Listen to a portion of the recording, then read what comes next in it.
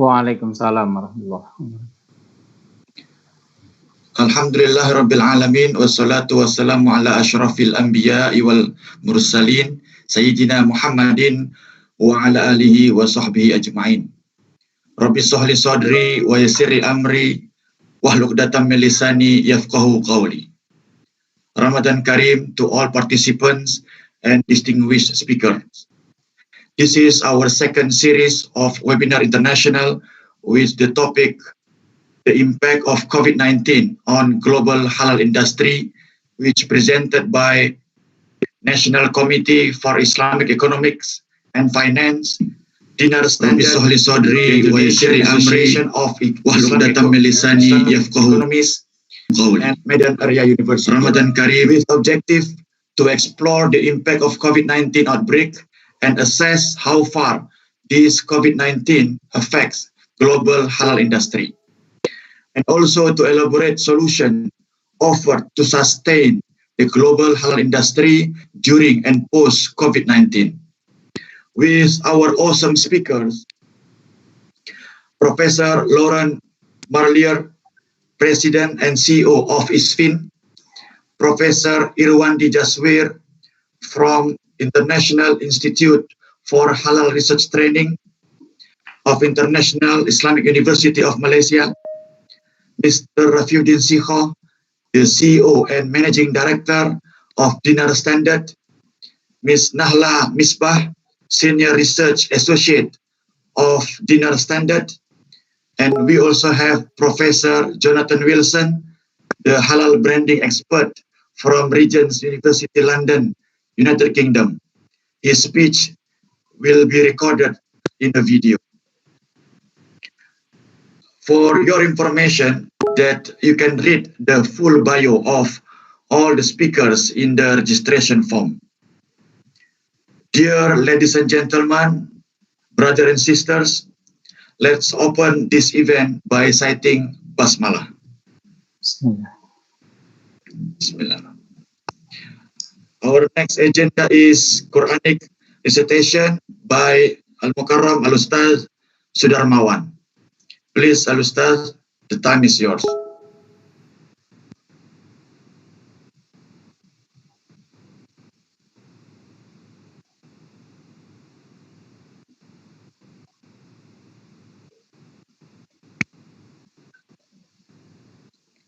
Ustaz Sudarmawan. Assalamualaikum.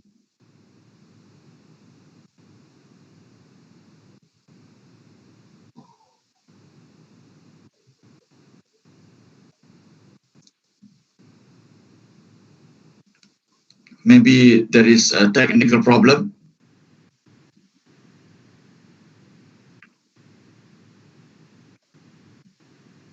Okay. Ustaz Sudarmawan.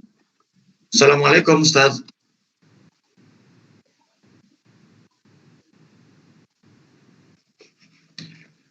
Okay, just to remind you that all the participants, that you need to turn off or mute your speakers to make sure that our program can be done smoothly and without any disruptions.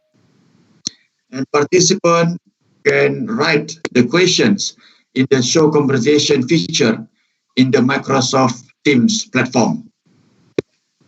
Okay, before we start with our main agenda, which is panel discussion, we have opening remarks from respective leaders. Firstly, I would like to call Professor Raditya Sukmana, the head of Scientific Research Unit of Indonesian Association of Islamic Economists. Please, Prof. Raditya, the time is yours. Thank you, Dr. Rafiki. Can you hear me? Yes, I can hear you. Good, Alhamdulillah. Bismillahirrahmanirrahim. Assalamualaikum warahmatullahi wabarakatuh. Alhamdulillah rabbil alamin wassalatu wassalamu ala asrafil anbiya'i wal mursalin wa ala alihi wa sahbihi ajma'in. Dear Mr. Afdal Aliasar, as a Director of Islamic Economic and Halal Industry Development, KNKES, Dr. Sutat Emir Hidayat, as a Director of Education and Research, KNEKS, Prof. Dadan Ramdan, as a Rector of Medan Area University, representative from Dinar Standard and Salam Gateway, our chairman, Dr. Ahmad Rafiki, distinguished scholar and honored ladies and gentlemen. I'm so thankful to the good collaborations between KNA, KS, and IAIE for organizing seminar with such an important topic in the current situation, which is in not favor to us. The COVID-19 has led us to significantly reduce our daily activity. Hence, it has an impact to the various industry, not to mention halal industry. But life must go on. This pandemic has to be looked in the positive way, including how halal industry can play its role during these situations.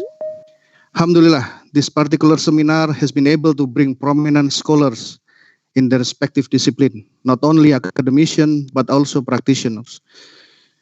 We do hope that this seminar shall bring us new ideas for us to conduct activities or research in the field of halal industry. As the head of Scientific Research Unit, IAEI, we expect all participants and organizers to gain as much benefit as possible from this seminar. Thank you very much. Wassalamualaikum warahmatullahi wabarakatuh. Waalaikumsalam warahmatullahi wabarakatuh. Thank you, Prof. Ritya Sukmana. So our next opening remarks, Professor Dadan Ramdan, Director of Medan Area University. Prof, the time is yours. Okay, thank you, Mr. Rafiki. You can hear me? Yes, I can hear you, Prof. Okay, thank you. Bismillahirrahmanirrahim. Assalamualaikum warahmatullahi wabarakatuh. Waalaikumsalam warahmatullahi wabarakatuh. Alhamdulillahirabbil alamin. Wassalatu wassalamu ala anbiya wal mursalin wa ala alihi wa sahbihi ajmain. Asyhadu an la ilaha illallah wahdahu la syarikalah wa asyhadu anna Muhammadan abduhu wa rasuluh. Rabbi shrah li sadri wa yassir li amri wa hlul 'uqdatam min lisani yafqahu qawli. Honorable Professor Lauren Berli, President and CEO ICE Fin, Emerging Market Advisor. Honorable Prof. Iswandi Jasbir, Irhad International Islamic University Malaysia. The Honorable Mr. Rafiuddin Sikoh, CEO of Managing Director General Standard. Honorable Mr. Nahla Mesbah, Senior Associate of General Standard. Then Honorable Professor Jonathan Wilson, Halal Branding Expert, Region University London, UK. Then Honorable Mr. Afdal Aliasar, Director of Islamic Economy and Halal Industry Development, KE in UKS. Honorable Professor Raditya Sukmana, Head of Scientific Research Unit of IAIE, and Honorable Dr. Sultan Emir Hidayat, of Director of Education and Research, KNAKS. And Honorable all speaker and participant of International Webinar Series, Islamic Economic and Finance, Solution on COVID-19 Pandemic Crisis in the second series on topic, the impact of COVID-19 on global halal industry. Ladies and gentlemen, as we all know together, pandemic COVID-19 has been having influence on various fields, including economics, politics, culture, and of course, education. The post-COVID-19 era will have an economy shaped by new habits and regulation based on reduced close contact interaction and tighter travel and hygiene restriction. The current disruption will change how we eat, work, shop, exercise, manage our health, socialize, and spend of free time at an unprecedented rate of change. Ladies and gentlemen, many people argue that the pandemic COVID-19 will continue and unpredictable to make place in various parts of the world, including Indonesia. Therefore, this seminar will be very beneficial for all of us, so that we will be better able to manage economic policies in the midst of the implementation of work from home to several places. In this condition, economic activities are not running as usual as before. There are many supermarkets temporarily closed, factories reduce their activities, so it gives impact on many people around the world.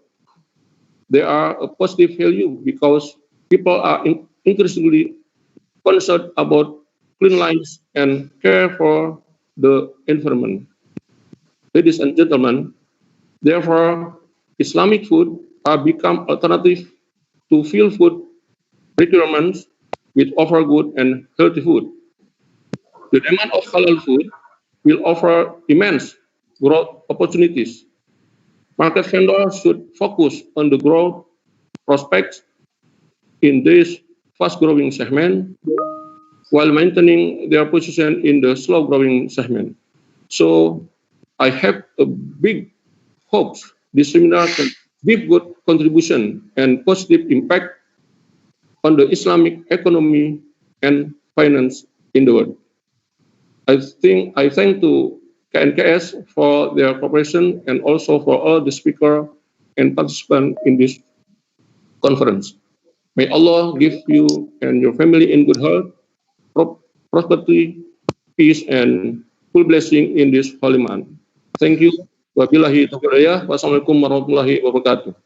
Waalaikumsalam warahmatullahi wabarakatuh. Our next opening remarks will be by Mr. Afdal Aliasar, the Director of Islamic Economy and Halal Industry Development of National Committee for Islamic Economics and Finance. Please, Mr. Afdal, the time is yours. Thank you, Dr. Rafiki. Bismillahirrahmanirrahim. The Honorable Professor Raditya Sukmana from EIE, Professor Dadan Ramdan, Rector of Medan Area University, Dr. Sultan Emir Hidayat, Director Education and Research, KNEKS, the Honorable Speaker, Professor Irwandi Jaswir from IHAD International Islamic University, Malaysia, Professor Lauren Merlier, CEO of ISFIN Global from UK, Brother Rafidin Siko, CEO of Guinness Standard from UIA, Professor Jonathan Wilson from London, UK, and Ms. Nahla Mesbah, Guinness Standard Egypt, and all participants. Assalamualaikum warahmatullahi wabarakatuh. First of all, let us pray and thank Allah subhanahu wa ta'ala, God Almighty, the most gracious and most merciful, for only His blessing that we may gather at this remarkable event, International Seminar on Impact of COVID-19 on Halal Industry. Ladies and gentlemen, since it was being discovered last year in China, the COVID-19 coronavirus has spread around the world and been declared as a pandemic by the World Health Organizations. The outbreak has placed billions of people into lockdown as health services struggle to cope. The uncertainty around the virus has brought all experts, leaders around the world to strengthen the global solidarity in defeating COVID-19. These days are very hard for us to handle. It is not only about our health that has been threatened, but we'll also have to deal with economy restructuring and a new social order simultaneously. The condition has forced us to initially start discussions about several economic measures in tackling the impact of the outbreak. We are still uncertainty when this pandemic will end. We are probably going to face this condition for quite a long time until the vaccine of virus is found. Many countries are still struggling to halt the transmission of the virus, including Indonesia. It's now widely agreed that flattening the curve of the case has to be the primary determination that urged the country leaders to take response against the outbreak. Social restrictions policy has been taken by major countries to slow down the virus transmissions. It is required to reduce close contact between people that hopefully can curb the further virus transmissions. However, it was apparently enacting a heavy economic toll to the country.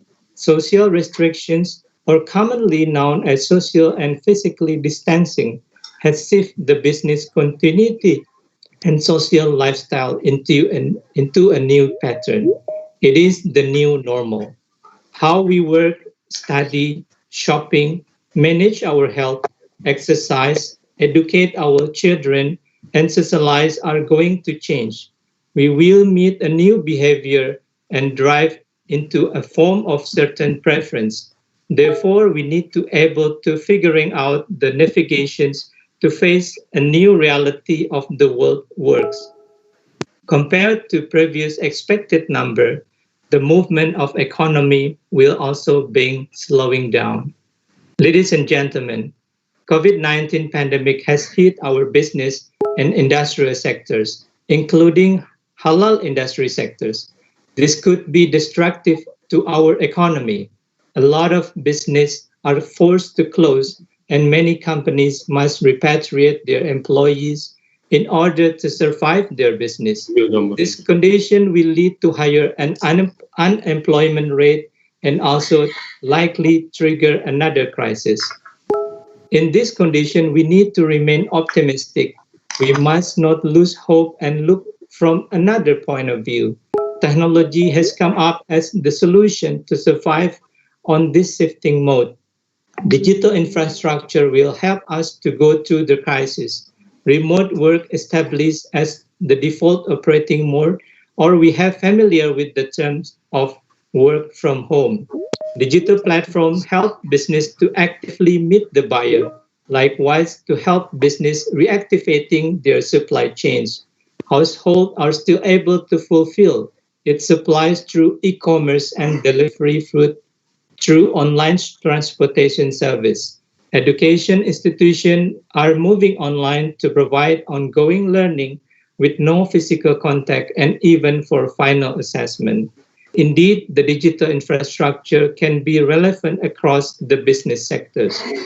In effort to tackle this condition and prevent the economy from a severe destructions, we need to strengthen our government surveillance, especially on public health sector.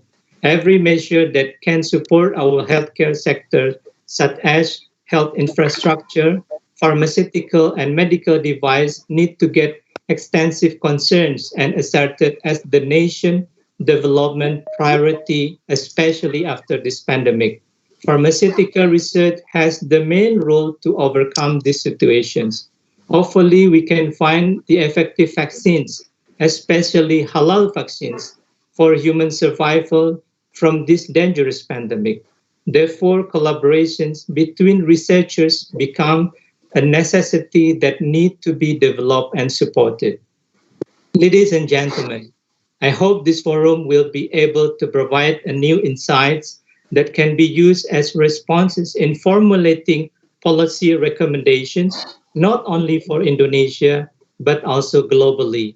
I express gratitude and appreciations to all panelists for their time and willingness to share their views and knowledge on these rising issues.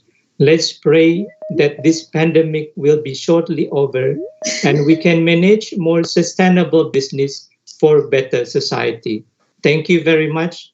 Wassalamualaikum warahmatullahi wabarakatuh.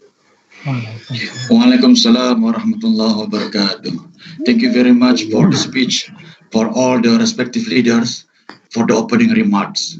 So before we continue, we have to make sure that our program be blessed by Allah Subhanahu wa Taala. We have Al-Ustaz Sudarmawan for the Quran recitation. So please, Ustaz Sudarmawan. Assalamualaikum warahmatullahi wabarakatuh. Waalaikumsalam warahmatullahi wabarakatuh. A'udzu billahi minasy syaithanir rajim. Bismillahirrahmanirrahim.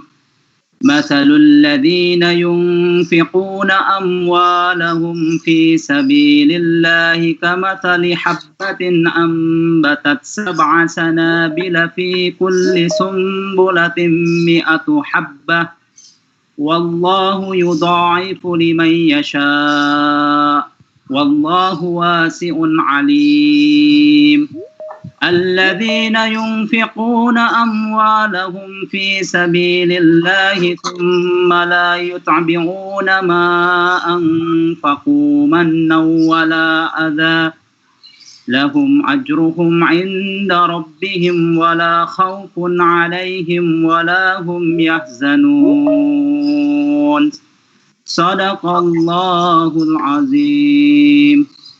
Assalamualaikum warahmatullahi wabarakatuh. Waalaikumsalam warahmatullahi wabarakatuh. Ladies and gentlemen, before we have the video from Professor Jonathan Wilson, I want to make sure that Professor Lauren is here with us. Professor Lauren, can you hear my voice? Are you joining us? Assalamualaikum. Alhamdulillah. Selamat pagi, Prof. Thank you very much, Prof. Thank you. Speak soon. Okay. Thank you, Prof. So for our next agenda, we will watch the video from Professor Jonathan Wilson, the halal branding expert from Regent's University London, United Kingdom, on the reputation of halal branding. Please.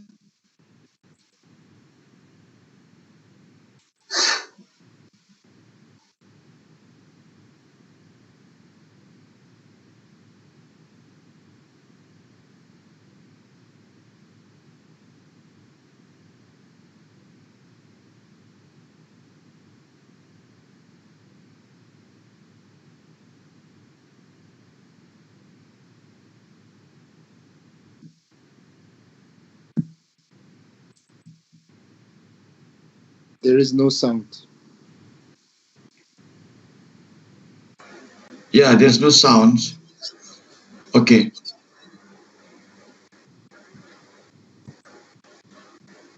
Maybe just a few minutes or a few seconds, we will restart again the video.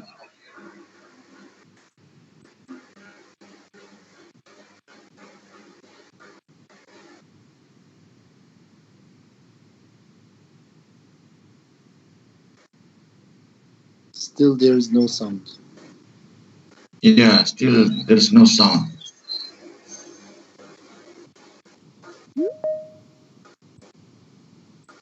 Wait.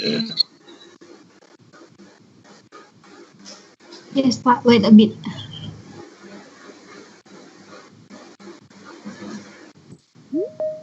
Sometimes with technologies, we have to be patient a little bit.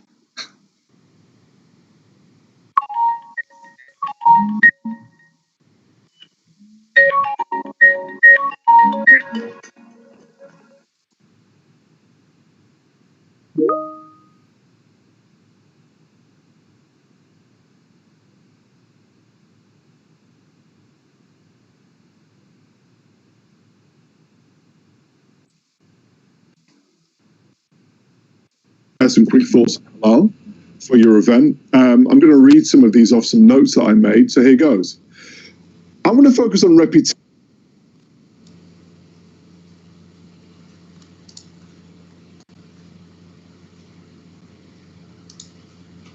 Maybe you can repeat.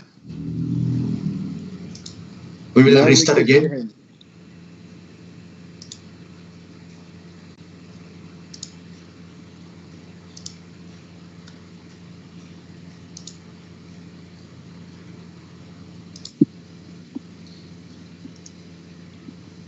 Assalamualaikum warahmatullah. Greetings, hello, selamat datang. It's raining outside, so if you can hear the pitter-patter, we have rain in London. Okay, thanks very much for allowing me to share some quick thoughts on halal for your event. I'm going to read some of these off some notes that I made, so here goes. I want to focus on reputation for this video, and that's encapsulated in more detail in my recent book called Halal Branding. Now, I'm going to argue that we substitute reputation in a modern context with the word branding.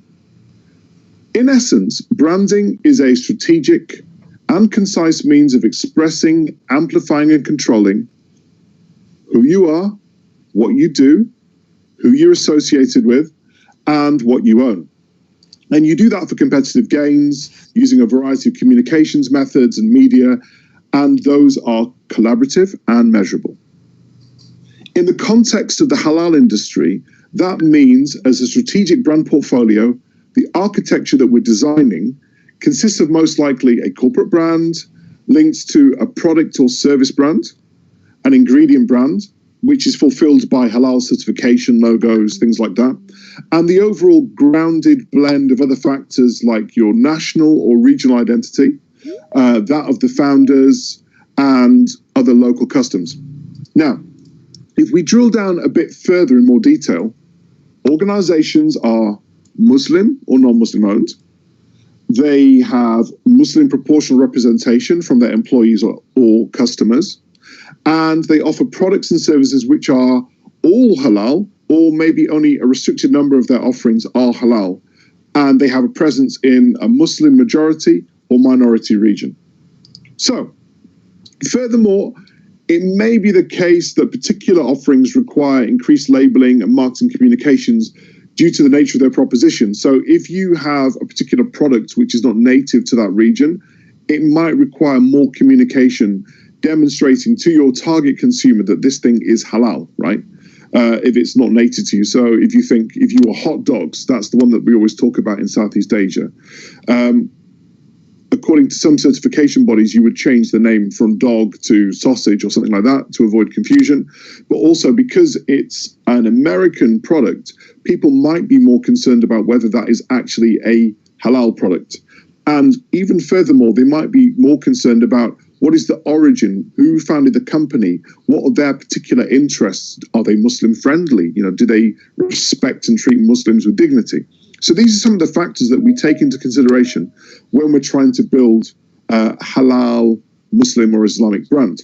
Now, having made this point, I want to go on to some other areas where I want to raise some questions and I want to give you kind of further food for thought, right?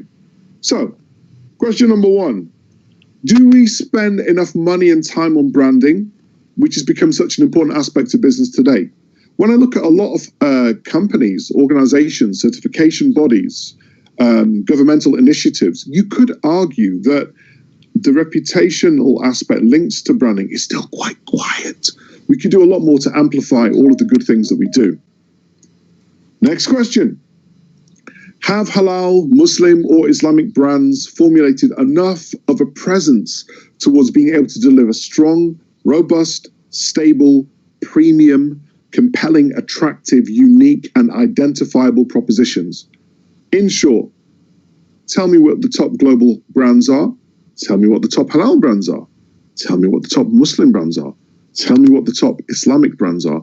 I still think there's a long way in terms of us raising the profile and reputation of what it is that we do, right?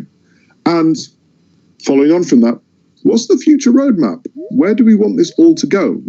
Is it about providing just simply food for a quarter of the world's population and growing? Or is this about something where we can demonstrate the beauty of our faith?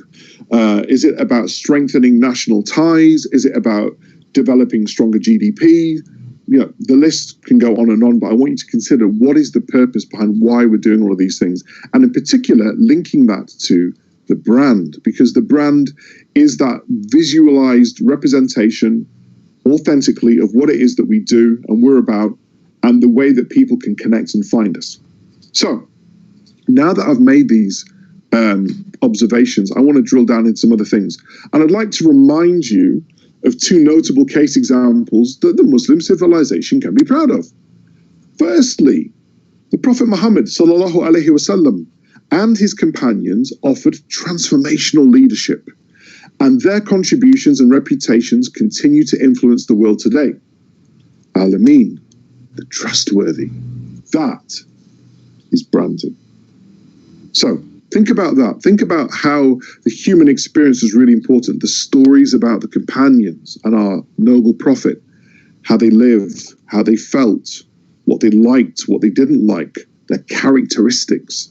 Now, apply that to a company. How much time do we spend communicating those things? Probably not enough.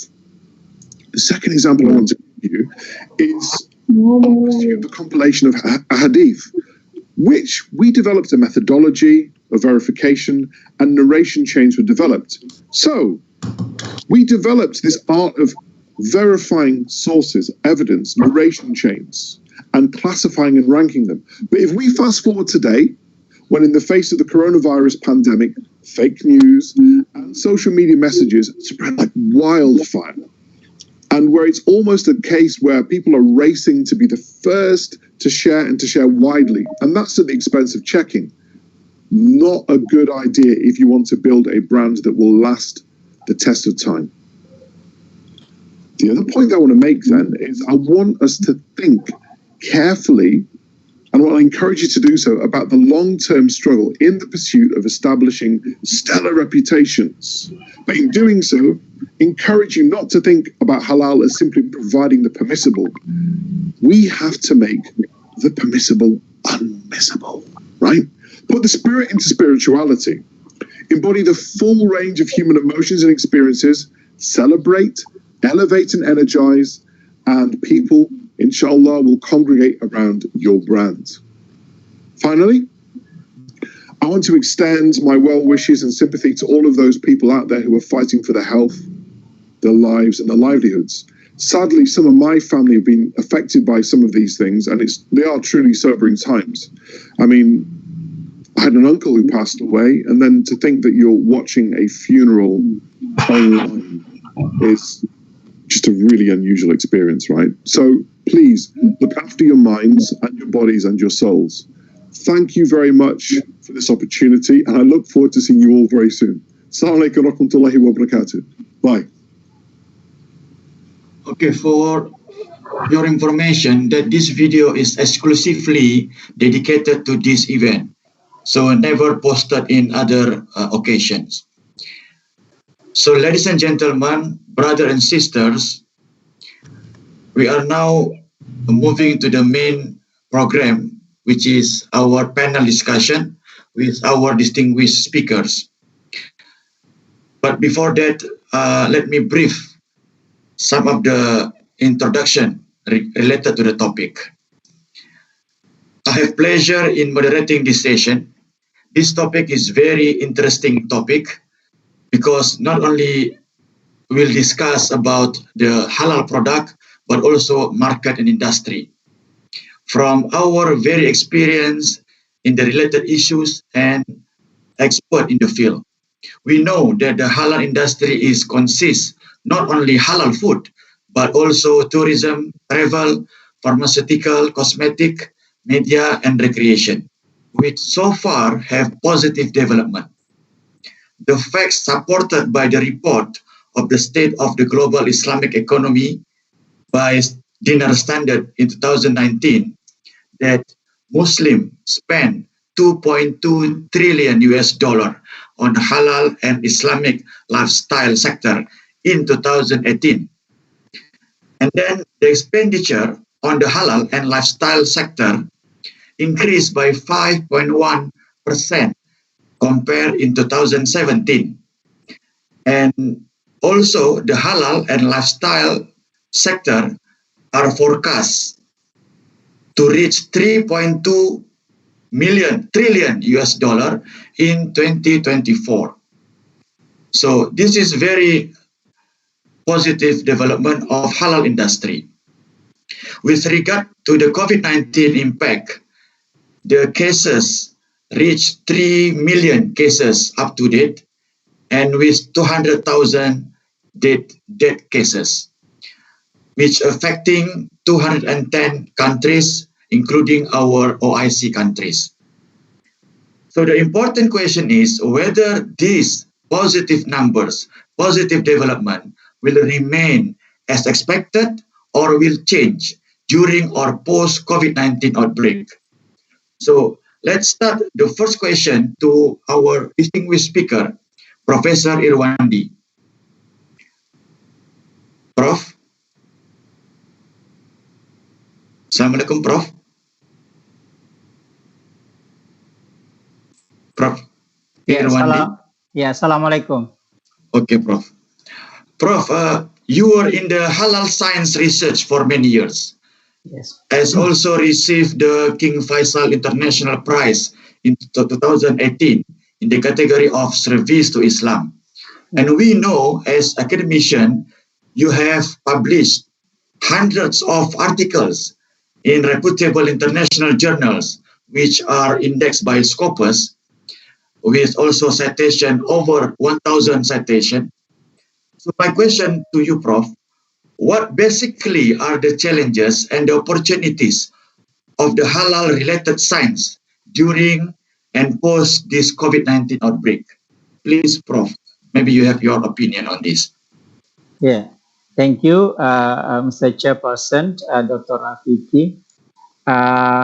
First of all, I would like, before I respond to the questions, I would like to thank Komite Nasional Ekonomi dan Keuangan Syariah, KNIKS, Mr. Afdal and Dr. Emir from KNIKS, Honorable Professor Raditya Sukmana and Professor Dadan Ramdan for kindly inviting me to become one of the speakers this afternoon. Thank you very much. In responding to the questions, what are the challenges and opportunities of the halal-related sciences during and post COVID-19 outbreaks? Allow me first to share a slide here.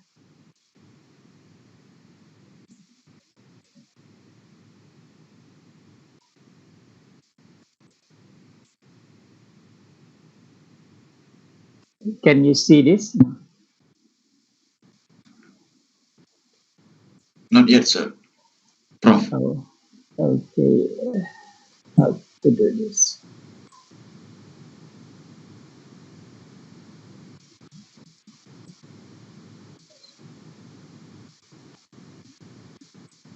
Still not appear, Prof. Yeah. Sorry, I have a slide to share.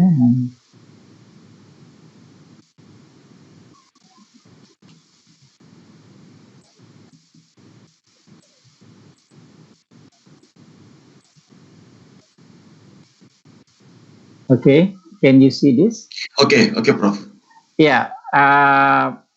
Okay. Firstly, we see how the industry before the COVID, as the moderator has mentioned just now, halal industry is a huge industry.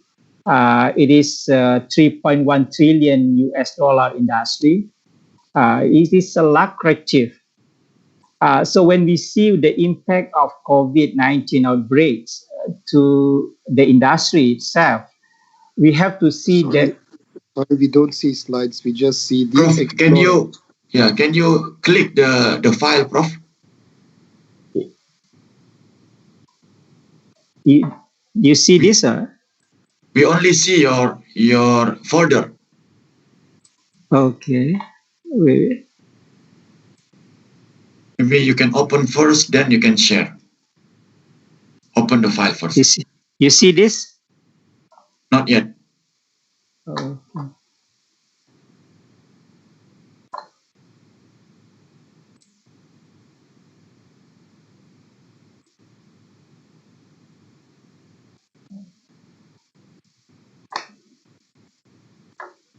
Sorry.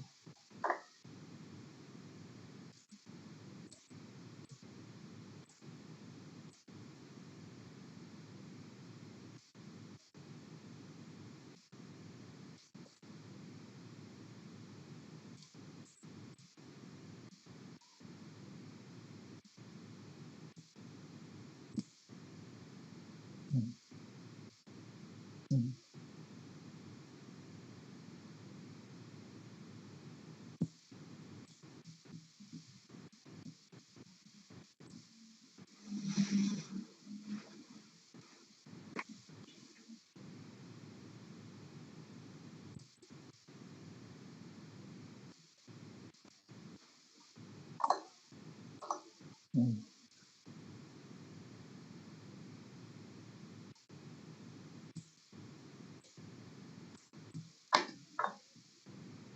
to open this? I think you can choose the, okay, this one. Yeah, You got it? yes, Prof. Yeah. Okay. So when we But have to. it's not full screen. Can you do full screen, please? Okay. You got it? Yeah, we still see your slide. Yeah, this is full screen.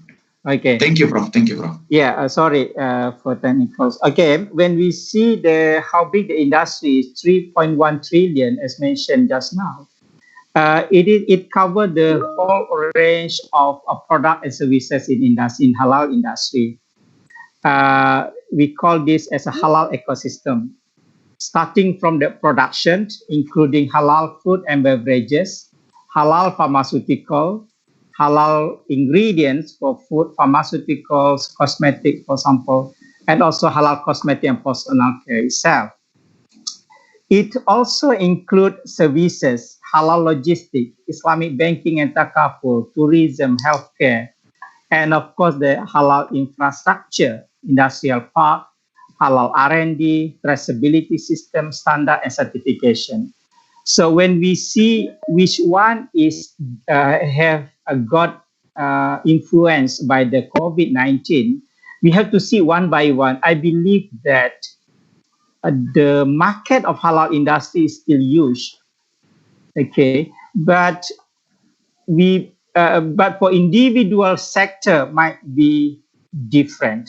For example, halal food and beverages, it is influenced definitely, but at the same time, we still need a food. We still need pharmaceuticals.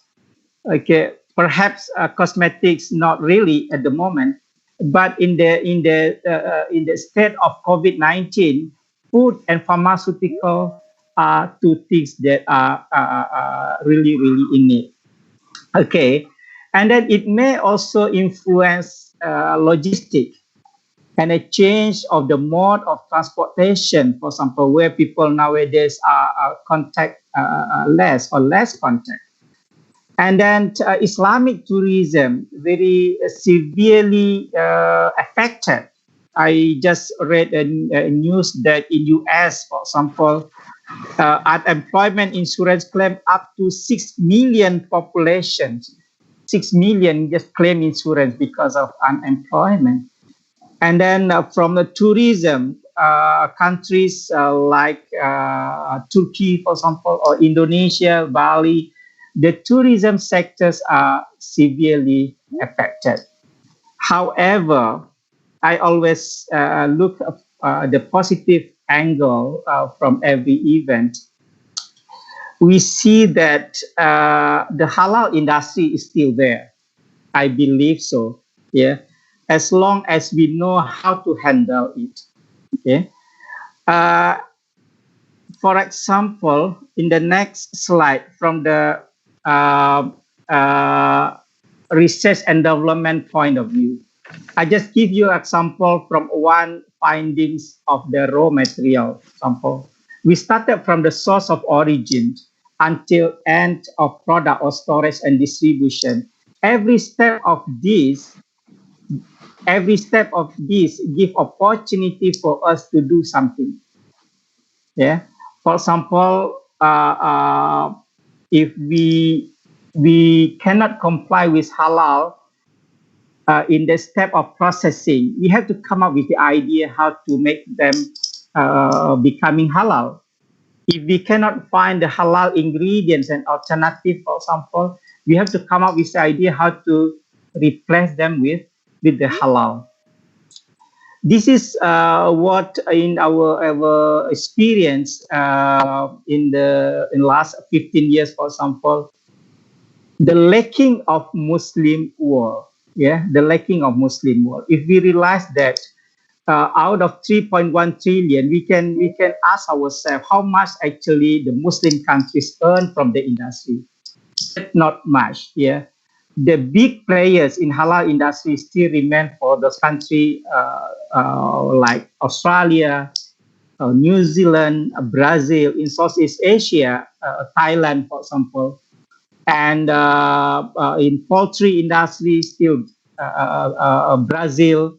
So this give, a big opportunity for Muslim countries to do something. I just give you example for cosmetic. Why Korea become major players in halal cosmetics? Why not Indonesia? Why not Malaysia, for example? So this question need to be addressed to us.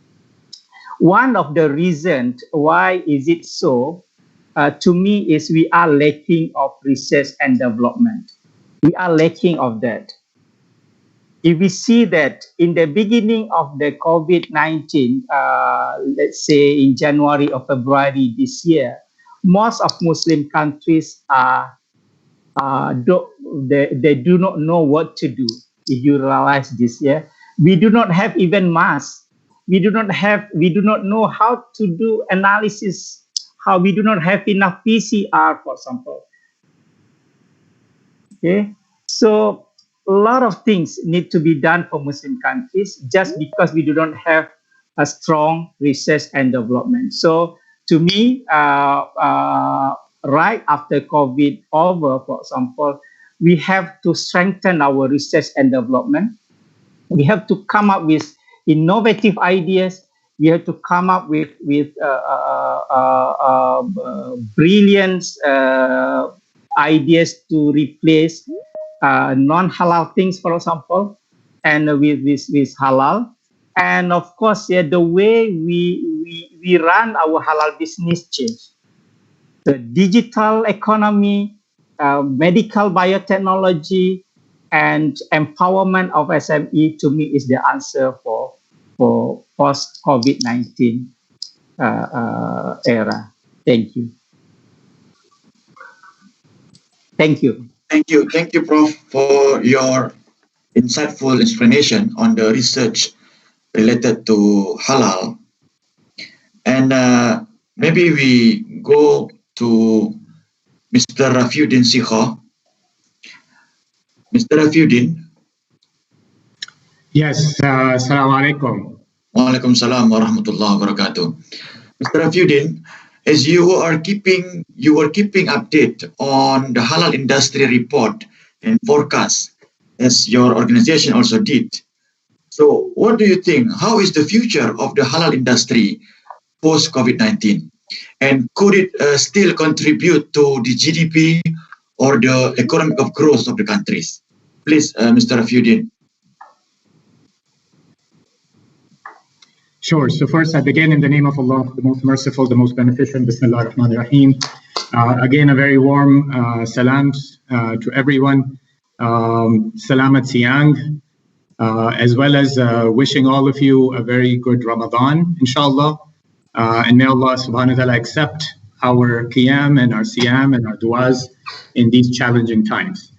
I'd like to also thank KNEKS and IAEI for organizing this series of very valuable discussions. As Professor Irwandi mentioned, the importance of research and being on top and ahead of strategizing based on research and intelligence. I'd also like to thank my fellow panelists, Professor Irwandi, Professor Laurent, and my colleague Sister Nahla to join. And respected moderator as well. I'd like to just confirm, Ahmed, that my screen is shared. Yes, we can see your screen. Okay. So, Bismillah, I'd like to share based on Dinar Standard work. We are very actively researching and evaluating the current impact of this COVID-19 pandemic on the global halal economy and the economies of the OIC. We're also keeping our eyes on signals, early signals of what this post-COVID-19 could look like in terms of the impact on the halal industry. And my pleasure to share some comments in the first few minutes. As you can imagine, there's a lot that is happening currently. The world, needless to say, is going through unprecedented times. We have incredible impact worldwide to joblessness, job losses, latest IMF projections, World Bank projections on the economic impact is unprecedented. Most of us have not experienced anything like this in our lifetimes. But first and foremost, of course, the human impact of this pandemic, as we heard very solemnly from my brother Bilal, Jonathan Wilson from UK, a lot of us are being touched by it. Many people are being affected by it, and our du'as for them, for their families, as well as our dua to Allah subhanahu wa ta'ala to forgive our shortcomings and take us out of this pandemic. But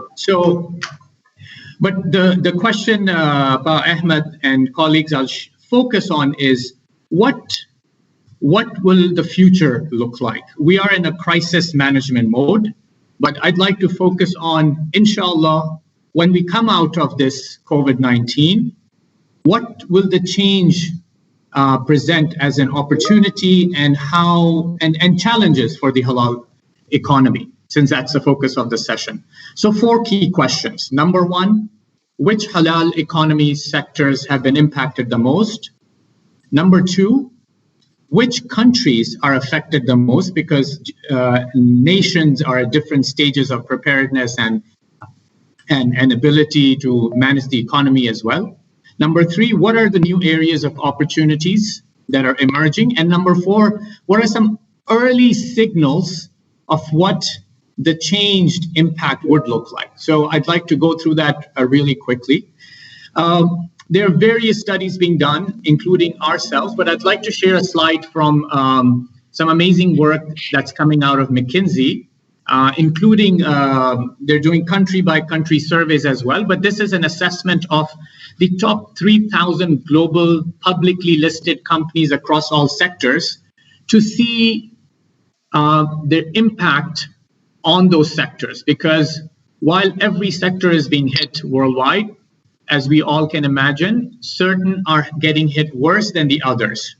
And this is very instructive for us in the halal economy space as well. We're, after all, as Professor Irwandi also mentioned, we are part of the global economy, global supply chain. In fact, the biggest suppliers and participants are from the non-OIC countries. So we are part and parcel of the impact that the world is facing across the full value chain and supply chain. So with this perspective in mind, many of you are familiar with the state of the global Islamic economy work that we do. And without going into details about what is halal economy and not, as you know, there are these 7 key pillars or sectors that we have been focusing on. And vis-a-vis the latest data that's coming out, what you could see is the biggest immediate negative impact has been on the travel and tourism sector. And certainly the $189 billion of spending by Muslims on tourism is also significantly being affected. It's affecting the destinations within OIC countries, including Indonesia, as we all know, and the full ecosystem of the travel industry, HoReCa, hotel, restaurants, catering as well. And less so is modest fashion, but still is being impacted tremendously, and cosmetics a little bit. But the least, and sorry, I should mention Islamic finance, of course, as financial services industry are also significantly impacted. And the least impacted are food and pharmaceutical. Quickly to move on, we can go into details later, but in terms of countries being impacted, as we can imagine, not every country is prepared health services-wise, as well as economic dependency-wise. This data set is from Oxford Analytica, who have looked at the mix of 2 metrics. One is a country's health preparedness, as well as its exposure to exports. So an export-dependent economy is going to be more vulnerable in terms of the impact of the global supply chain and the global dependency on economic purchase and activity. So when you look at this, an interesting thing is, if you see at the bottom right, Bangladesh and Pakistan as examples, while they're underprepared when it comes to health services, because their exports are low relative to their GDP, they're less exposed to the global economic impact. So I just wanted to highlight that point. We have done a research in partnership with COMSEC, which is an OIC agency, on the food security of OIC countries. And essentially, even within OIC, there are 4 grouping of countries when it comes to the impact of food security vulnerability. And without, again, going into detail, this shows those countries that are economically stable but are food import dependent, which is group B1, and Bahrain, Saudi Arabia, UAE fall into that. And then the least developed, which is group B2, which are insecure both in terms of food, that is, they're food import dependent, plus economically they're not stable. And you can see Indonesia, fortunately, is on the right-hand side, which is you are agricultural capacity is high. At the same time, you have while you have the food system stability as well. So there's a lot of detail on the looking at it from that point of view. The third question, there are certainly certain key areas of opportunities that are developing, and I think this is what we will be building on. Again, my colleagues highlighted some of them, but just to share with you the areas we are tracking: high digital engagement. Online grocery shopping, as you all know, is surging worldwide, 20 to 30% in many markets. Healthy and non-contaminated food. In fact, as Professor Ahmed, in your early comments you mentioned, creates tremendous opportunities for halal food, global growth. We're also seeing fintech solutions, digital native financial and takaful propositions gaining momentum. We're seeing Islamic social finance growing. We are in the blessed month of Ramadan, and this is the time people give. And given the digital nature of fintech propositions, this is an area of growth. Online learning, education, and digital halal lifestyle and media and digital apps. On the government side, obviously, as I mentioned, food security is creating tremendous opportunity for the economies to consider halal exports and making their food ecosystem resilient by becoming producing more domestically or having the supply chain nearby. Finally, what are the early signals of what the future would look like, inshallah? What we are seeing today as early signals is, given the food and economic security that is driving the big concern in terms of resilience and sustainability, we're seeing that the halal market or halal investments are continuing to remain a priority. We are seeing this across Saudi Arabia, Indonesia, UAE, Nigeria, which are some of the biggest economies of the OIC. And obviously this forum and KNKS's effort is another signal towards that, but we are seeing this as a very positive future sign for halal economy. Second, we're seeing major jump in online consumption and services uptake, which is driving Islamic fintech, halal media and apps, and Islam-themed education. And finally, as I mentioned, Islamic social finance is also experiencing a boost. So with this, I will just conclude by saying we are coming out with a deep dive research brief, specifically first on the topic of what are the key signals of post-COVID new normal for food and agriculture sector. And inshallah, we'll look forward to sharing that with you May 7th. So back to you, Professor. Thank you very much, Brother Rafiuddin. I think the explanation is very comprehensive, and this is very good for us as a reference. How is the process of the halal product and industry?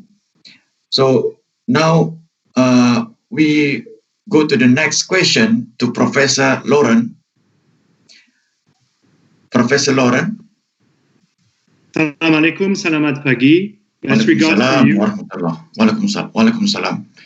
Professor, you are a prominent expert in preparing strategies related to the international businesses, as your organization also did. So the question is, can you share with us, Prof, the strategies to minimize the COVID-19 impact on the halal industry? And also, how can we recover quickly from this crisis? Please, Prof, maybe you have your opinion. Well, thank you very much, Dr. Rafiki, for an excellent coordination of this webinar. Many thanks to my friend Dr. Sultan for inviting me to speak here. I will with pleasure share some of my modest knowledge, pretty much like sharing an opinion. But first of all, let me wish all the participants and attendees to this seminar wonderful holy month of Ramadan, and hoping that they, their family, and their teammates remain healthy. In order to be very pragmatic here, because I think that our audience is composed of both entrepreneurs and academics, I have purposely put together what I would call a marketing survival kit for the halal industry during this pandemic. And if I can, I will share with you this document. Can you see it? Not yet, Prof. Let's see. Maybe. Can you try? Okay, yes, we can see it. Well, excellent. So this document will be available on my LinkedIn in after the seminar. Okay. So, Dr. Rafiki, your questions is twofold, and you're looking at minimizing the COVID-19 impact on the halal industry. Okay. What we have seen from the wonderful piece of knowledge shared by our brother Rafiuddin is that the halal industry is actually impacted differently according to the sectors. So be it the conventional industry, the conventional economy, or the halal industry, you will necessarily see that you have to find a specific answer by sector. Indeed, halal travel or halal food are not going to be impacted the same way as Islamic finance or modest fashion will be impacted. So basically, to minimize the impact of COVID-19, first of all, you need to adapt your distribution channel to local suppliers. We have seen, and I'm a European, and we have seen here that one of the big impact of this pandemic was that a large part of our industry was actually outsourced in China, and that some strategic products were not available here. It can be products linked to, medics, or actually IT software, etc., which were produced in Asia. And so this has shaken the minds. And I think that for people active in the halal sector, it's also looking at more regional or easy to reach suppliers. That's number one. Number two, what's very important during a crisis is not to back down on the compliance, because one of the specificity of the halal industry is regulatory, it's compliance. And we will remember the terrible effects of the mad cow in the UK, where actually this crisis occurred when there were less controls, less regulatory, less compliance, and in times when you face crisis, you try to cut down on costs, and this should not be done on the compliance when it comes to the halal industry. Number three is what I would call the 3 T's: transparency, trust, and specifically traceability. So in the halal sector, you need to make sure that you can track, you can trace where, the whole chain of the halal supply chain. Number 4 is probably to go online and become more digital. I come back to that point. Number 5 is learning and preparing for the upcoming pandemic waves. And this is a sad comment, I'm afraid, but we probably have to cope with this kind of pandemic for several months, so there will be other waves that we will be hit again, and that's why we need to learn from the past experience. And so in your company, you should now work on operational manuals, pretty much like crisis manuals, in order to be effective when more similar issues arise. And number 6, what's interesting is that it's probably now the right time to dialogue with your government, with your authorities, to improve the regulatory framework for the halal producer or the halal industry. And that can be in the fields of testing, of certification, on import, export. Tax is important because we know that in the halal industry, the Sharia compliant segment is often more competitive when it is handled in a favorable tax environment. So you need to know that governments and authorities are very well aware of the impact of the crisis, and one of the leverage they have is on tax. So it's now time to go and speak to the government. Dr. Rafiki, I come to your second point, which is the recovery strategy. And indeed, we are right in the middle of the pandemic, and already we should be thinking about the post-pandemic era. So in this survival kit, I'm sharing with you 8 very powerful marketing tips that would make you, your company, stronger. First of all is to change your mindset. And here I quote Winston Churchill, who said, "A pessimist sees the difficulty in every opportunity. An optimist sees the opportunity in every difficulty." And indeed, in Islam, we have an interesting case where the Prophet Prophet, peace be upon him, saw a Bedouin in the desert not tying his camel. And he came to to this gentleman and said, "Why don't you tie your camel?" And the gentleman said, "Well, because Allah is supervising him." And Prophet said, "Well, first tie your camel, and then Allah will help you." And that's pretty much what the mindset should be here. You see the differences in success or failure in the leadership. So you first have to start with a leadership mindset. So number 1, change your mindset. Number 2 is to use strategically your time. So probably like all of us here, you are locked down at home. And that's a rare chance that you can get out of your daily routine to start thinking strategically. You need to be aware that after a very severe crisis like the world has faced after 9/11 or the 2008 financial crisis, well, many behaviors, many changes will remain. So you have to spend some time getting more clever on that. And you need to make sure you can adapt your business to how your clients are going to consume, how are they going to buy them. How can you go from niche to global with your halal products? So tip number 2, use strategically your time. Tip number 3 is to adapt your services to the new behavior, the new consumption, but not only the services, the delivery of the services, because the changes will occur not only on the services or the product themselves, but also for the delivery of these products. So number 3, adapt your services and their delivery. Number 4 is maintaining your marketing budget.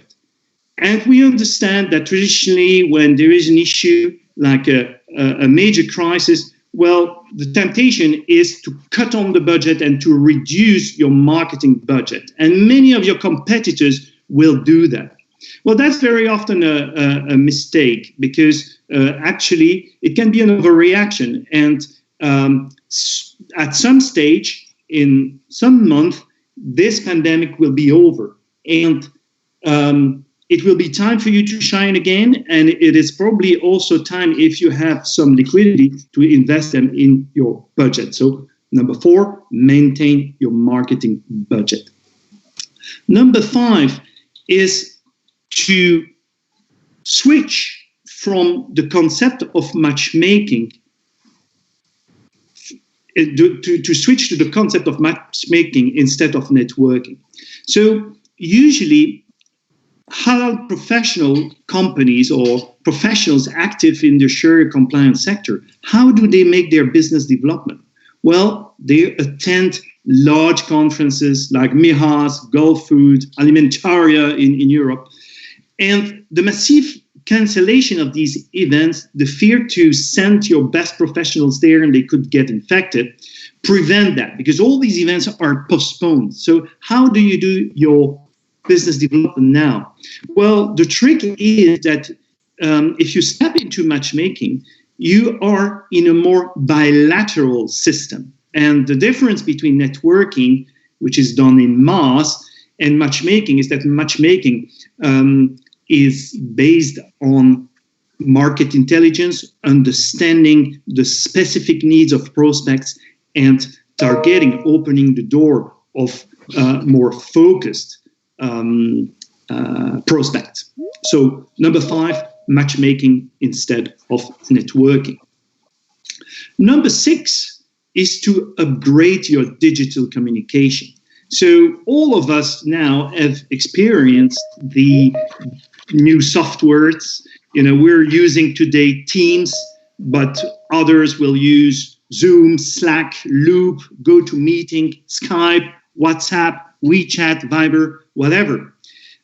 So it's probably interesting for you, especially if you're active at the international level, to master these different tools, because very often there is some cultural context to them. See, for instance, in the US, they will probably use Slack more. In China, they will use more WeChat. In the Middle East, WhatsApp is used. So in order not to look like an amateur and lose time when you organize your business development meetings or conferences, you need that you and your staff master these different tools. Number 6 is then upgrade your digital communication. Number 7 is to focus on digital marketing. Because when you've got a crisis, you have to step into digital. The more crisis, the more digital. So sometimes it's an opportunity for you to use that crisis and to transform your business into a digital startup. For instance, you can accelerate your content marketing and publish content to maximize your visibility. You can improve your website's referencing on the search engines. You can position your firm on online searches for search for information.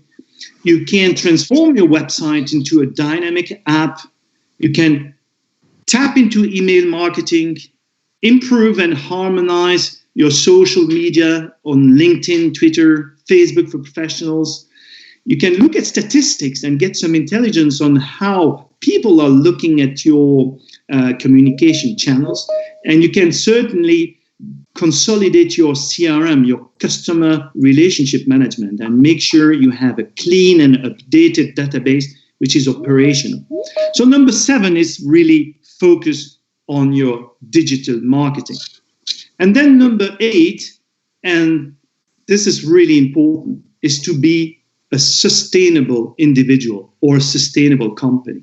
Because not long time ago, the media were full of environment activists, Greta Thunberg, which was campaigning on how to save the planet. And actually, when you look at the term halal, it really means sustainable.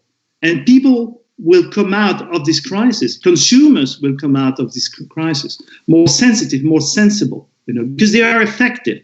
And it would be really counterproductive if you would propagate panic-inducing content or capitalize on fear. This is not what the halal industry is about. So really, it is about of being a sustainable company as number 8. So my humble conclusion is that the only positive effect that the corona crisis brings to us is in fact that it pushes us to be a better company and improve our work. Well, this concludes my modest contribution to this seminar, and I would like to thank again my friend Dr. Sultan for inviting me to this panel. Thank you very much. Thank you very much, Prof. That was very interesting points and view from, regarding the strategies and also the recovery things that we need to refer to, because you are very, knows in details what's happening in the halal industry. And now we move to Miss Nahla Misbah. Miss Nahla. Assalamualaikum. Waalaikumsalam warahmatullahi wabarakatuh. Miss Nahla, I have a question for you. Miss Nahla, you were in charge in covering halal economy and government innovation in Dinar Standard. So I think you know very details information and updates on the halal industry. Please, I have a question to you. Which sectors in the halal industry that have been the most impacted, and what is happening about the supply and demand of the halal products, especially in tourism and cosmetic sectors? Please, Ms. Nahla. Thank you first for having me, and I would like to wish everybody a blessed Ramadan and thank my fellow speakers for the insights they have shared so far. And I think to start with the sectors that have been most... The voice is not that clear, I guess. Sorry? Can you... Is it clearer now? Can you make it louder? Sorry. Can you... The volume of your speaker. Is this better now?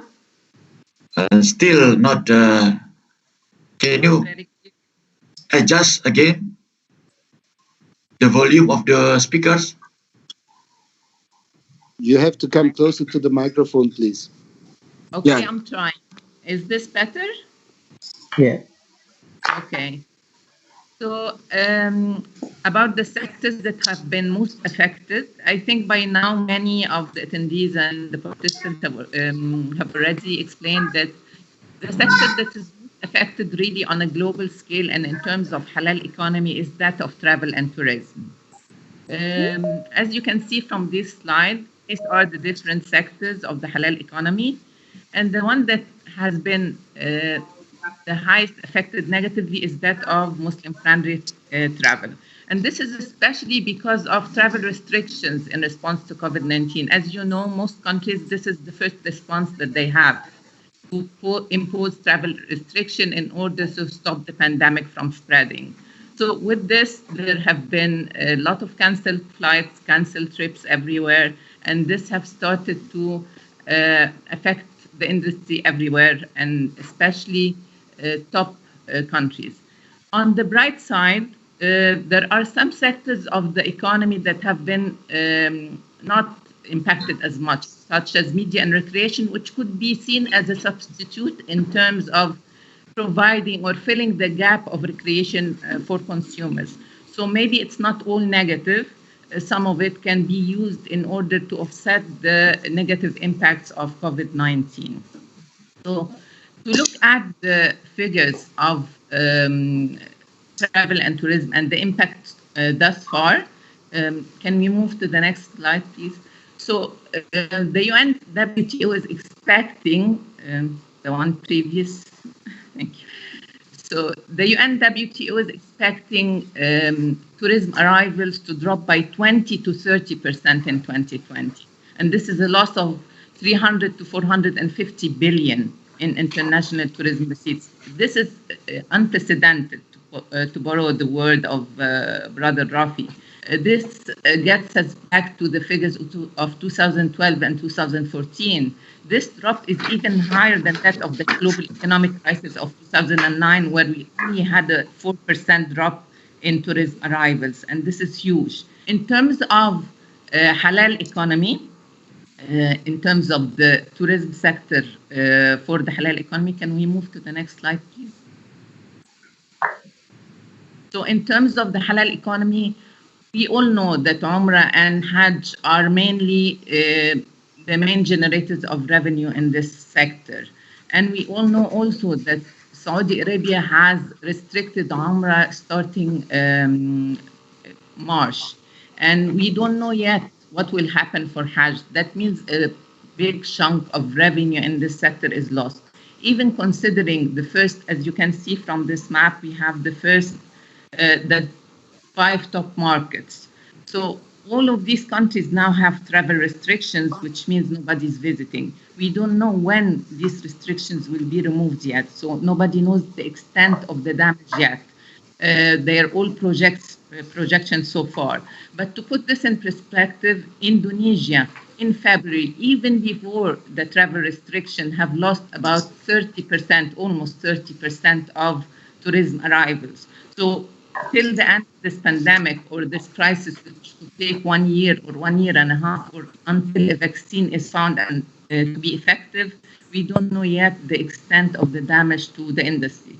And this is not only in terms of revenue, this is also in terms of jobs. So they are putting right now the loss of jobs to be in the tourism industry to be at 75 million jobs lost. In terms of OIC countries, we see on Indonesia projected to lose about 2.8 million jobs, okay?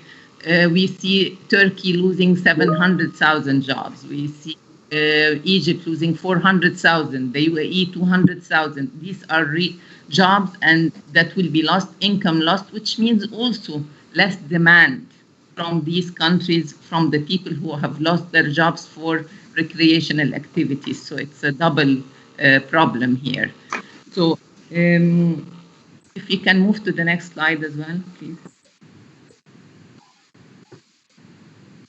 So what are people doing about it? What are countries doing about it? What is the industry doing about it right now? Because we cannot simply sit and watch what is going to happen. We need to be proactive. So in many countries, we have seen the use of virtual tours. So keep the interest alive in the destination, whether governments or companies, they're organizing virtual tours where people can see videos, guided tours, 3D of certain archaeological sites and all this. In Egypt, there are being used a lot lately, and you can find it being shared on all social media platforms. The same for Abu Dhabi. They have also have this hashtag Stay Curious, where they are inviting people to check the different videos of the different water sports and recreational activities out there. There are also good initiatives from the private sector, with some companies trying to find funding in order to help hotels and tourism companies deal with, after COVID-19, how are they going to re-engage their customers. We also have some governments that have provided support for their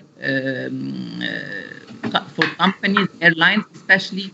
The losses in airlines are huge. In the Middle East alone, they have Middle Eastern airlines have lost about $24 billion up to April, end of April. So it's a huge loss. So all these cancellations, some countries are dealing with the penalty cancellations. They're trying to provide stimulus packages in order to keep the companies afloat. And this is a very important thing. And maybe more needs to be done in this area from governments. Another thing that we see by the industry is mergers. Some companies are merging together in order to stay afloat. There are talks about mergers between Air Malaysia and Air Asia. There are talks about mergers everywhere else in the hotel industry and so on. And this might help some companies stay afloat in the long run. So please move to the slide. So what is going to be the new normal? Because nobody's expecting once we pass this crisis that everything will go back to 2019 status quo. No, some things are going to change because this pandemic has made us discover a lot of problems, had made us discover how we are not really prepared. So some of the things that are going to change maybe is increased automation. Already this was in place and many airports were doing a lot of processes outside of the airports and being automated, but we will see an increase in that in order to ensure social distancing. Also, we will see probably less populated airplanes with less people on the airplane or smaller airplanes and so on, but this might affect also the prices of the tickets, which might affect demand as well. Some are predicting that we might have more direct routes in order to avoid quarantine in transit airports because we don't know yet who is lifting which restriction when and what will they do once we arrive in that transit airport. So we might see more direct routes instead of having a lot of stops along the way to avoid problems, to avoid to consumers. Also, we might see a rise in travel insurance that have cover COVID-19 and also any other contingency similar, because we have people stranded all around the world not being able to go back to their countries during this pandemic. So we need to cover that as well to make the consumer less anxious about the possibility of being stranded somewhere. We can see also that the selection criteria of consumers might change. Hygiene and safety and health criteria might be added to the regular criteria that we have right now. The need for sanitizers and masks and special cleaning for everything. All this might be a new requirement by the consumer and also could be required by the different governments around the world. So this is going to change how the industry is providing its products as well. Can we move to the next slide? Okay. Okay, so this is the last slide, and it's basically about the possibility for growth in media and recreation as a substitute product to travel. Because since we're all already at home, we have no recreational outlets for ourselves. Maybe media and recreation could fill that void up to a certain extent. And already there have been a lot of nice initiatives this Ramadan in many countries. So in the UK, they have held virtual iftars to make people feel less stranded and more together in this last month. There are apps everywhere right now where you can listen to lectures, Quranic about the Quran, Sunnah, you can have questions, all this. So there is a very huge interest in that. So this is a good area. Another thing with being stranded, and if you want to see the world while being stranded, there is also a chance for documentaries, cultural documentaries about the different cultures, what you can see once everything opens up again and you can visit all these places that you wanted to visit. So there is still hope and there is still a possibility for growth for the halal economy, hopefully in different sectors that would offset the negative impact on travel and tourism. That's it for my presentation. I hope it was. Okay, thank you, Ms. Nahla, for your insightful explanation on this halal industry, especially for the media and recreation sector and halal tourism sector. For your information, distinguished speakers, there are 150 participants that participate in this discussion, and plus we have 80 participants which join this discussion through the YouTube video. So, ladies and gentlemen, we move to the next round. I will go to Professor Irwandi. Prof, you did mention about challenges and opportunities. And now, what are the immediate and possible initiative that government and Muslim scientists must do associated with this. Additionally, Prof, how do we maintain or substitute the ingredients for the halal products if there is short supply of raw materials? Please, Prof, maybe you have your views on this. Thank you. Yeah, thank you, moderator. Can I get my... Yeah, this is your slide, Prof. You get it? Yes, yes. Yes, okay. Thank you for the questions. To respond to the questions, I believe there are so many initiatives, so many ideas, and policies probably that we can do in answering to address the issue of COVID-19. But in short, in this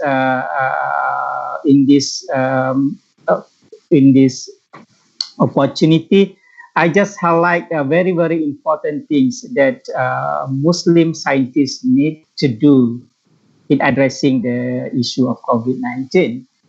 To me, when as a scientist, when people ask what the contribution of the Muslim scientists, let's say, in combating COVID-19, the first answer to me is we have to strengthen our biodefense system.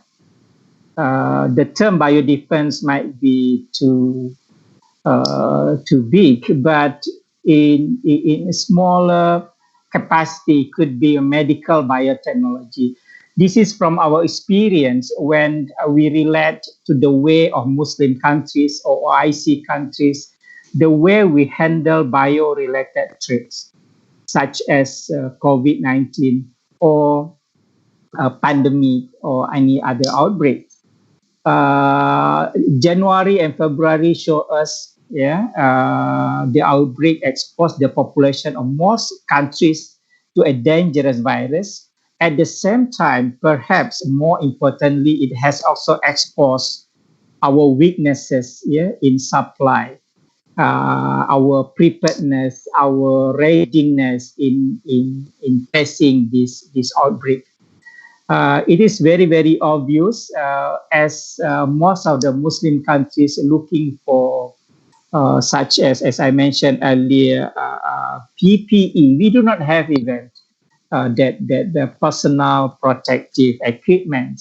We do not have masks ourselves. We cannot produce. Of course, now vaccine is not yet there in the market. But do we have initiative? We do have effort to search for the vaccine or any outbreak? So this kind of question need to be given to the Muslim scientists.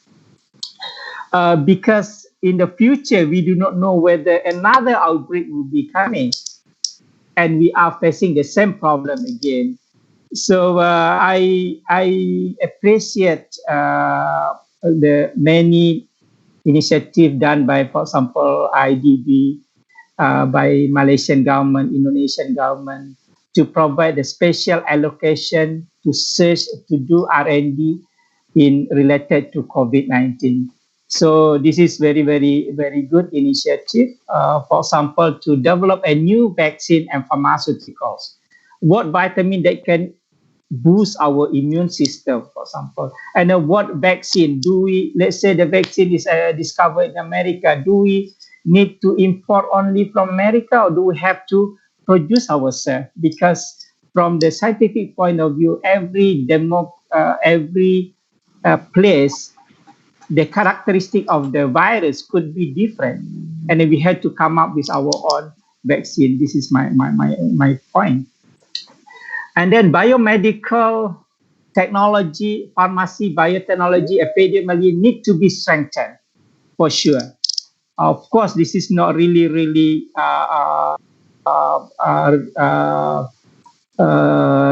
to halal industry, but to me, this is part of the halal industry, part of the halal lifestyle.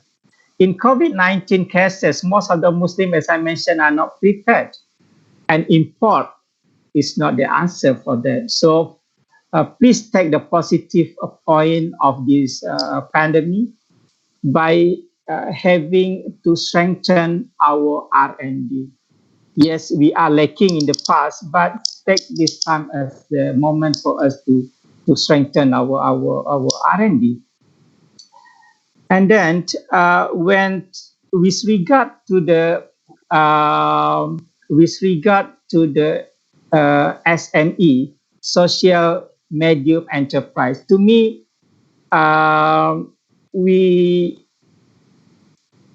when we see the halal industry, we cannot forget the contribution of small medium enterprise. So with the pandemic of COVID-19, SME need to be looked into, need to be considered as a major contribution to the social and economy of the countries. In Malaysia, for example, 98.5% of the registered company are SMEs. This is in Malaysia, and they are contributing to the halal industry.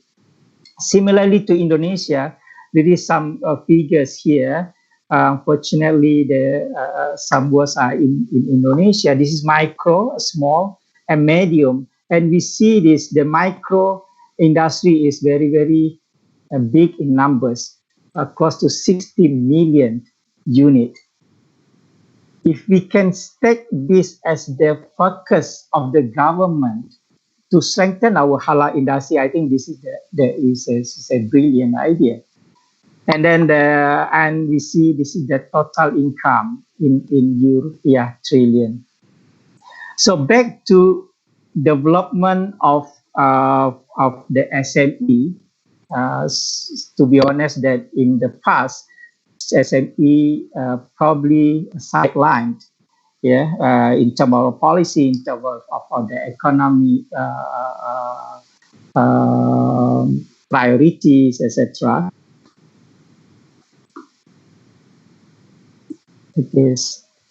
There are three issues related to the SME.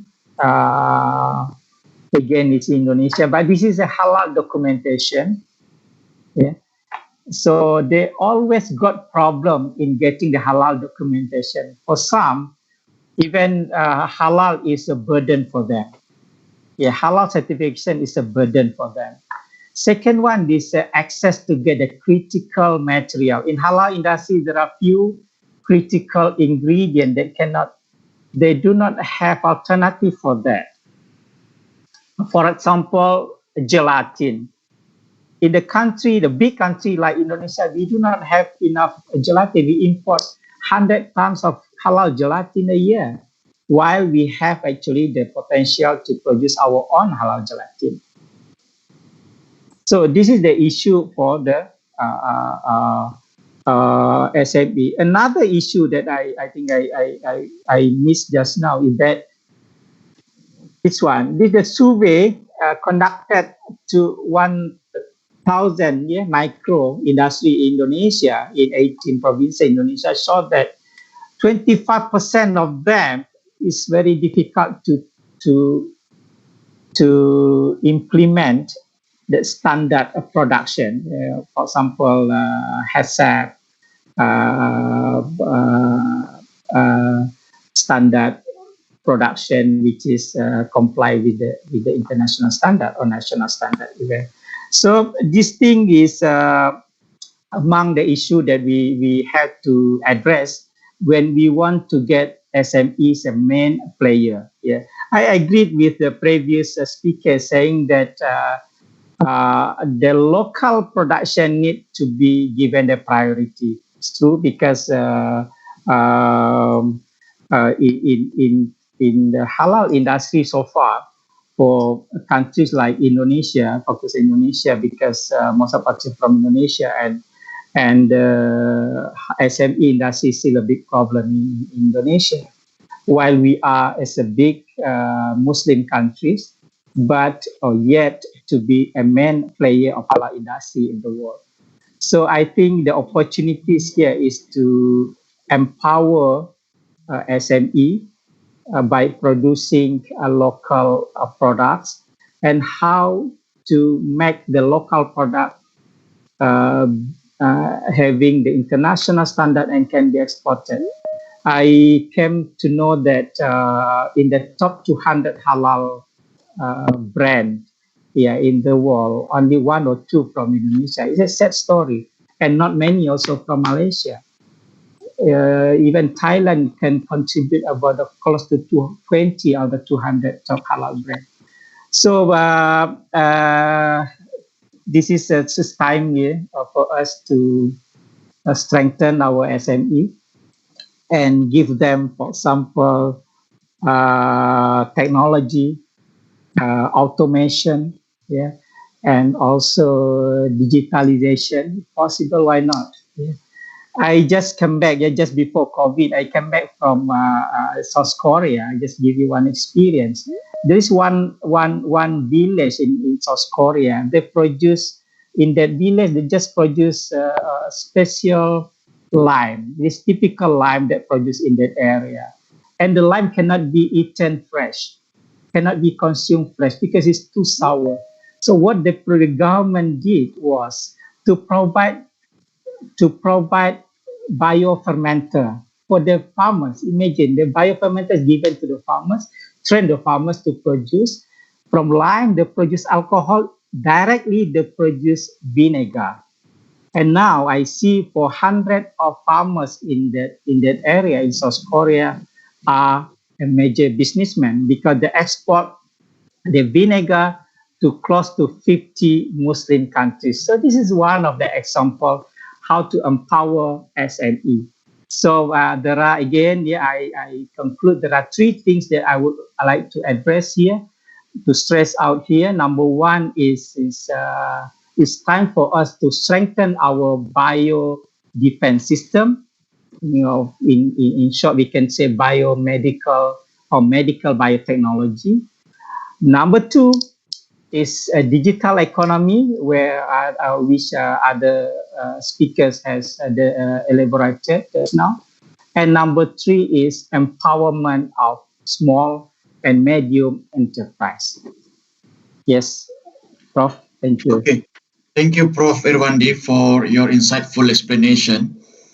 Yeah. So now we go to the next question to Brother Rafiuddin and Miss Nahla Misbah together. I think I have the same question, but maybe you have different perspective and opinions. For Mr. Rafiuddin, do you think that the OIC countries must collaborate hand in hand to sustain the halal market industry? Please, Brother Rafiuddin. Thank you, Ahmad. In fact, I'd have my colleague Nahla to kick this answer off, and then I will continue. Okay. No problem. Okay. So, of course, as we all know, most OIC countries are net importers. And the only area where we are net exporters may be energy. So that means, and because of the restrictions all around the globe and the expected rise in prices and the problems even in procuring products, that means that we need more cooperation from OIC economies. We need all to sustain each other during these times and ensure that we can complement each other in terms of industrial capacities in the short and the long term as well. So in this slide, you can see clearly the top regional investment growth markets on the left. And as you can see, there are certain economies which are top investment markets, like in MENA, there is Egypt, there is Saudi Arabia and GCC, the UAE and Qatar. All these countries have good potential. And on the right, you can see the areas or the sectors where we are with importers and exporters. So as you can see, energy is the only area where we are net exporters. So maybe Rafi can go on and offer more details in terms of how we can cooperate and sustain ourselves in the next period. Sure. So thank you, Sister Nahla. So as to the question that Professor you had about the importance of connectivity, as we know that the supply chain is under tremendous disruption worldwide, and there's a big movement where governments are considering supply chains to be closer to home and be less subject to disruptions. And OIC countries and the halal economy certainly offer that opportunity. I think we have to look at this not as a charity, not as just, okay, you know, we are brothers and we should do this. I think that certainly should be a motivation, but ultimately we have to answer a business case, the economic case. And there is an economic case. Besides the energy sector that we know, food and agriculture is in fact the second biggest industry cluster across OIC countries. So within the food security question, food supply chain question, the food and agriculture sector within OIC is a big area of opportunity, and different countries are strong in different areas. So vis-a-vis halal economy, that's the one big thing that stands out. You can also see fashion-wise, textile is another big related area, and of course travel and transportation as well. So these three sectors which are strong, as you see on the right hand side, are opportunities for OIC countries to collaborate. And one of the things, as other presenters, specifically Professor Erwandi also highlighted, when you look at halal products, food, pharma, and cosmetics, in 2018, top 9 of the 10 exporters were non-OIC countries, as you can see on the right-hand side chart. And number 10th is Indonesia, which is the, you could say within OIC, the top. And on the left-hand side, you can see the top exporters and top importers. So again, when you look at the top exporters, the supply chains are going to be disrupted. USA, Brazil, France, they are going to come. They're already a lot of, as we are tracking the food sector, the main ingredients for animal food processing feeds, animal feed, which comes from the West, is severely being affected. Meat is being affected already. This is happening right now. So bringing the supply chain closer to OIC will make sense economically as well. So certainly the opportunity is clear. We all in the halal economy space have been driving this point, but now it's only going to get accelerated.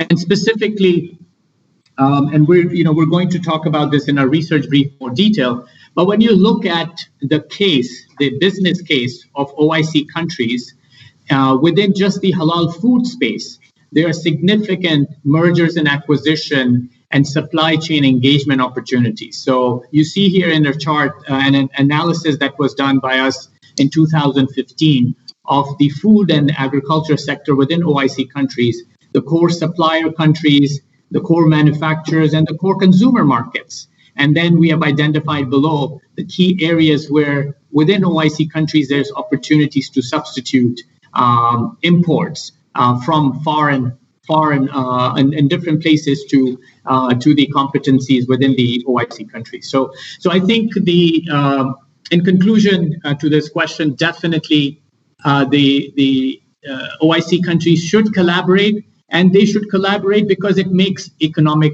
and resilient sense. There's also political implications today with the post-COVID-19, and I think these alignments will further support the halal economy. Okay, thank you, Brother Rafiuddin and Ms. Nahla for the explanation. I think that was very valuable information for us, that we can see the updates and the reports on the halal industry and how to collaborate among the OIC countries. And inshallah, we can do it by collaborating and by focusing on agriculture, not only oil industry. So now we go to the last question to Prof. Lauren. As Prof. Lauren mentioned just now about the strategies, how to minimize the COVID-19 impact. And now specifically, Prof, to what extent is the global halal supply chain affected by the COVID-19? And how are the CEO MNCs coping with this situation related to the halal product and market, as well as the SMEs Prof, can you give your opinion on this? Dr. Rafiki, Yes. Lauren sent an excuse because he has an important matter, so he has to leave the conference, the webinar. Okay. Okay, thank you, Dr. Sultan. Okay, so because so now we go to the next agenda, which is question and answer from the participant. There are many questions actually. I try to choose some of them, and maybe the speakers have the answer for this. Okay, I will read the questions.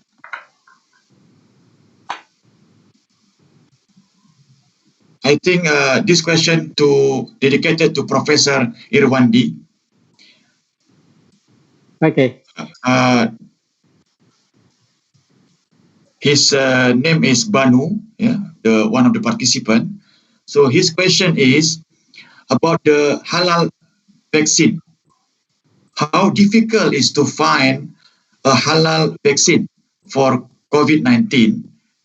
And he also asks you whether Malaysian institution has worked on the vaccine on this COVID-19. Please, Prof, maybe you have your opinion on this. Thank you for the question, Mr. Banu. With regard to the development of vaccine, not only for COVID-19 vaccine, for any vaccine, normally it takes at least 18 months. It's to me 18 months, from development, initial development, until trial, and then the what we call is human trial. Of course, it is not as easy as development of any other pharmaceutical. Vaccine is typical to address certain virus, and the typical of the virus characteristic of the virus is very unique. Even it is different from from COVID-19. For example, the virus in China and the virus in Indonesia, it might be different from in Italy or Spain. It's slightly mutated and slightly different. So to come up with the vaccines, you have to do very intensive research for that. And then for COVID-19, I think it takes about 1 year to 18 months to do. And for any other vaccine as well. The problem is that we do not, for many Muslim countries or IC countries, we do not put our priority to development of vaccine in the past. If you realize that even for us to perform Hajj or Umrah, and then there was issue in the past that our vaccine was not halal. Okay, so we still rely on the import vaccine. Okay, similarly for the vaccine for our kids, our children, etc. So the main thing here is that we have to make our R&D environment, our R&D ecosystem, R&D atmosphere are correct first. Then we will develop many pharmaceutical products. I'm sure that Indonesia are now developing a vaccine. Yeah, I know. Yeah, and Indonesia also used to produce vaccine. What about Malaysia? I think they are also in the effort to produce a vaccine. But one thing that I know at the moment, they're trying to use existing we call it natural compound, existing product they have already there in the market for other purposes, for example, and then they try to see the effectiveness, efficacy on the virus, coronavirus. So I believe vaccine is also one of the initiative. Yeah, but not only for Indonesia and Malaysia. I urge for many more Muslim countries here to go into this. Vaccine, pharmaceutical is very basic. It's as important as our food.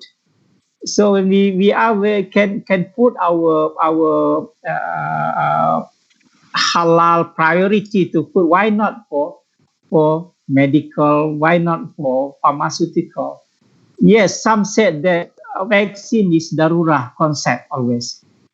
You know, when we do not have other alternative, we can use non-halal vaccine even. Yes, but darurah, there is a limit for darurah. We cannot have a darurah concept all the time. From we are born until we die, the darurah always.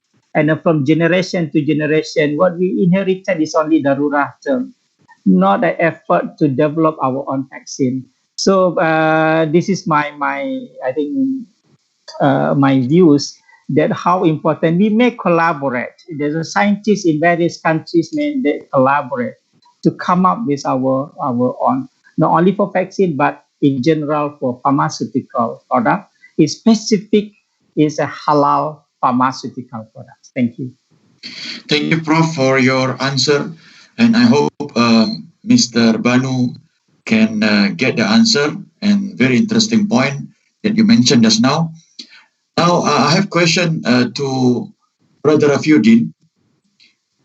This is the question from Uta Miningsi Linarti, one of the Indonesian participant from Indonesia.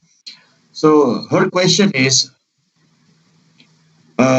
whether the supply chain of the halal industry can be more shorter as a strategy, and because we are now having limited mobility. So what do you think, Brother Rafiuddin, regarding the supply chain can be shortened or not? As you know, as we have shared in some of the data points earlier, the halal industry is it's a huge sector. When we just talk about the food and pharma, and Professor Irwandi has very importantly highlighted just the importance on the medical, pharmaceutical, vaccine side and research on that front. But just within food, it's a very complex and global value chain from sectors that, as I showed at the end, the supply. The early supply part of the value chain to the processed food and the distribution and where the consumer markets are. So today, we are for any industry reliant on a global supply chain. So it's a very broad question. But what I would say is, if I were to summarize, is that if the objective is to shorten the supply chain in terms of ensuring more secure access, more reliability of the supply chain for our consumers and the end users ultimately, we have to look at those parts of the supply chain within the categories that are very much dependent on far and wide supply chain providers, and look at alternatives, first of all, nearer to our regions, and preferably, ideally, domestic. But domestic is not always possible if we don't have competency, and we cannot create heavily government subsidized solutions, because that's not going to be sustainable. As an economy, Indonesia is blessed to be a very agriculturally endowed and blessed economy. So there is a lot of opportunity for an economy like Indonesia to develop further self-sufficiency, raise the bar in terms of quality. But the only way you can shorten the supply chain is really by addressing all of the aspects of the supply chain. Because it's a complex, it's quite complex. It's very different per sector. So some of these points hopefully, give us some direction around it. Okay, Brother Rafiuddin, maybe I have another question from the participant from Helza.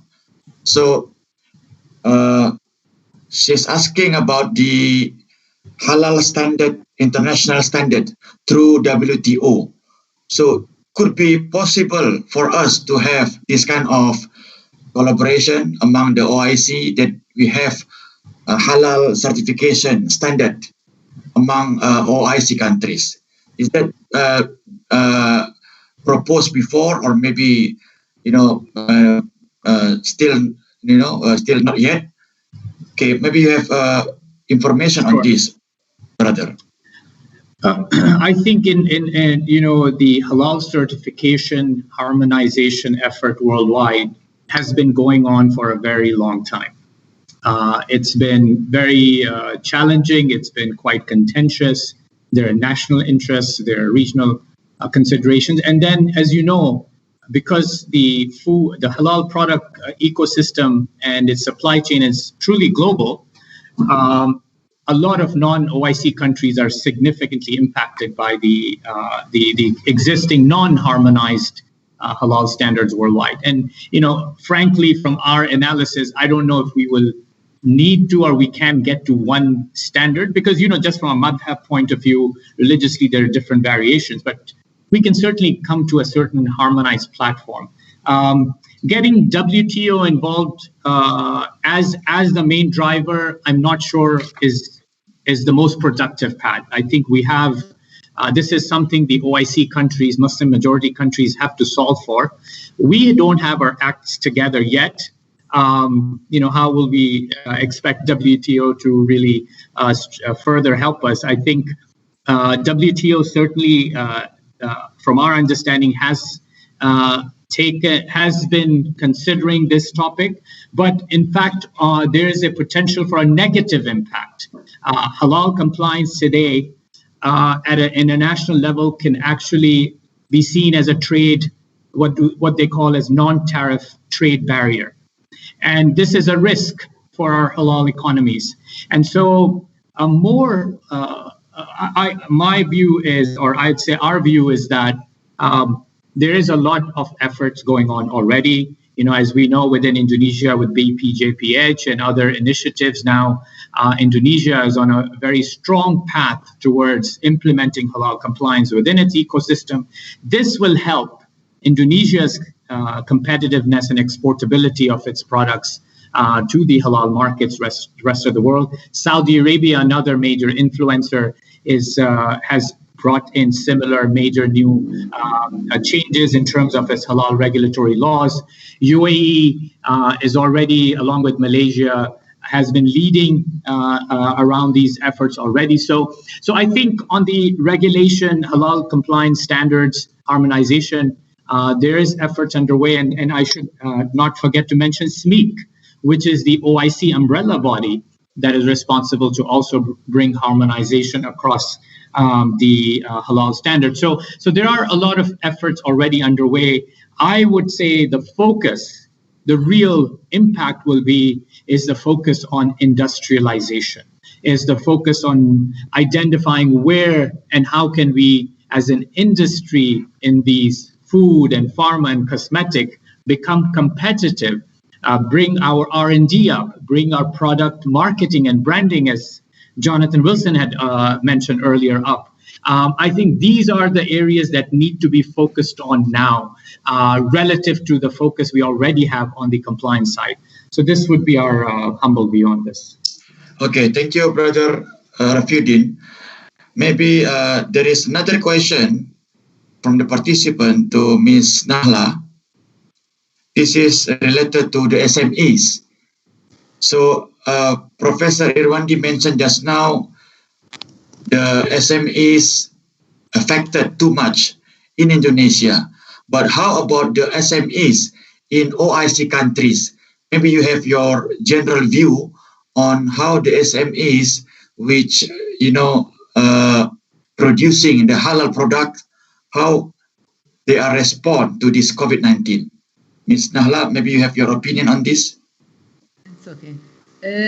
First, I think SMEs across the world, not only in halal economies, have been severely impacted. Generally speaking, they don't have a much latitude to move. And in terms of layoffs, there have been a lot of layoffs. Of course, in the tourism sector, this has been a major problem. We've seen large layoffs in Dubai, people stranded, they're not able even to go home with the travel restrictions. We've seen this across the industry, the service industry in general. This has been a huge problem. The hope right now is for some kind of government intervention, some kind of latitude in funding for these companies in order for them to survive. Also, we've seen even bigger scale companies looking for mergers to survive the pandemic. So maybe also smaller companies have this. Some people have tried innovative things. I've seen here in Egypt several of the food and beverage industry trying to come up with new ideas in order for them to survive. I've seen something like small apps that allow them to basically people to pick up their products in front of the shops instead of going in if these companies cannot provide delivery. So there is room for innovation in order for them to survive. There is room for mergers in order for them to survive. There is also room for government intervention in order to help them reduce the layoffs. So hopefully we can come out of this pandemic somehow with a large portion of the SMEs intact. Inshallah. Inshallah. Thank you for your answer, Ms. Nahla. I have another question from the participant, Ms. Fadila Jihan. I think this question dedicated to Professor Irwandi. Prof. Irwandi, her question is there possibility of a product contaminated by COVID-19? And also, how to make sure that the product is safe and not contaminated by COVID-19? Yeah. Maybe you have your view, Prof. Yeah. Thank you very much for the questions. Very tricky questions. This is from my readings here from Food and Agriculture FAO website, saying that until now no issues of foodborne virus, COVID, meaning that the food is not the carrier of this virus. So far, no case yet found. Okay, this number one. Number two, is there any possibility that our food is contaminated? Okay, the possibility is always there because the virus is very, very small. It's very, very is in nano size. Yeah, the size is very, very small. There's a possibility if we are not careful, especially when we interact with the food. In most cases, the most possibility is that in the packaging. Yeah, if you do the food and then the packaging is not proper, so there is possibility, and then you do if you are impacted one.